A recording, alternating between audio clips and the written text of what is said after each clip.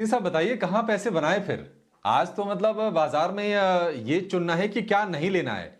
क्या लेना है बताइए सर, आपकी नजर कहाँ पर रहेगी?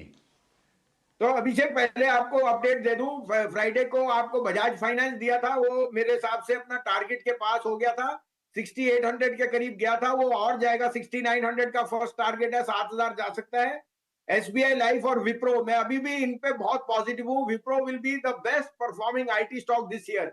और आप देखना, ये माइक्रोसॉफ्ट के साथ जो रेगुलर वर्टिकल्स में टाई अप है, it may end up in a bigger move over a period of time. Wipro is arguably the best IT stock to buy, and SBI life, because मुझे इंश्योरेंस पे बहुत bullish हूँ। IRDA की ये suggestion वगैरह से ये चैनल ज्यादा बोलते हैं, होएगा कुछ नहीं, क्योंकि ग्रॉस वैल्यू एडिशन और अब जो रूरल इनकम्स में इंप्रूवमेंट है, I think insurance is a no brainer. आज का मेरा टॉपिक है आरबीएल बैंक। देखिए, मैं काफी टाइम से कह रहा हूँ मिड कैप बैंक्स और प्राइवेट बैंक चलेंगे। आरबीएल बैंक की जो क्रेडिट डिपॉजिट रेशियो है, फ्रेंचाइज है, is doing exceedingly well. RBL bank 285 का टारगेट, उससे कम मत बेचना। 240 का स्टॉप लॉस। दूसरा, जीएमआर इंफ्रा, नंबर बहुत शानदार थे, लेकिन क्योंकि वो टेक्निकली जिसको कहते हैं बैन पीरियड में था या कुछ, वो उस कारण से नहीं चला। 95 पहला टारगेट, 100 का दूसरा टारगेट, 8120 का स्टॉप लॉस। और लास्ट बट नॉट लीस्ट, आज गैप के बाद खुलेगा इंडिया बुल रियल इस्टेट। 165 का पहला टारगेट, 185 का दूसरा, और 225 का तीसरा टारगेट। ये तीन शेयरों में आप अपनी रिस्क रिवॉर्ड लेके और अपनी कन्विक्शन लेके पार्ट पार्ट ले सकते हैं। मुझे इंश्योरेंस, टेक्नोलॉजी और प्राइवेट बैंक बहुत बुलिश हो। दोनों एचडीएफसी ट्विंस मेरे टॉप पिक्स हैं।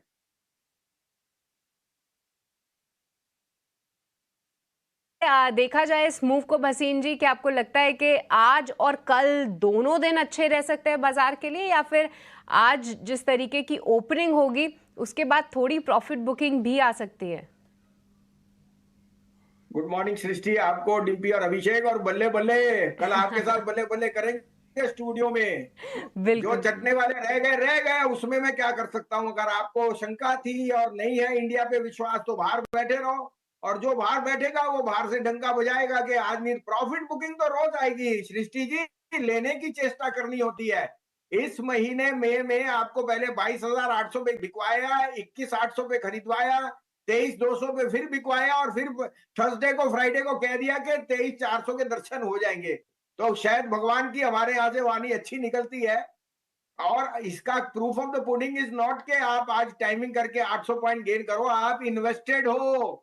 अगर आप इंडिया में इन्वेस्टेड हो तभी घर पैसा आएगा। Rise and fall, political move, ये तो आने जाने की बात है। कोई भी ऐसी सरकार नहीं होगी जो चाहेगी नहीं कि, और business is not dependent on overall, it is the economy which is growing.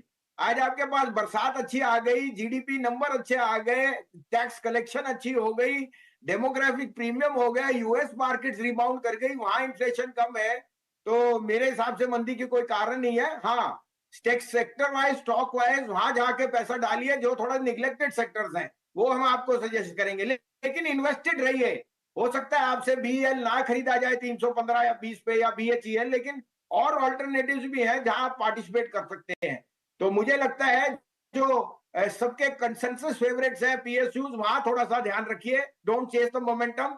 But काफी और आइडियाज भी हैं जो आप पैसा बना सकते हैं।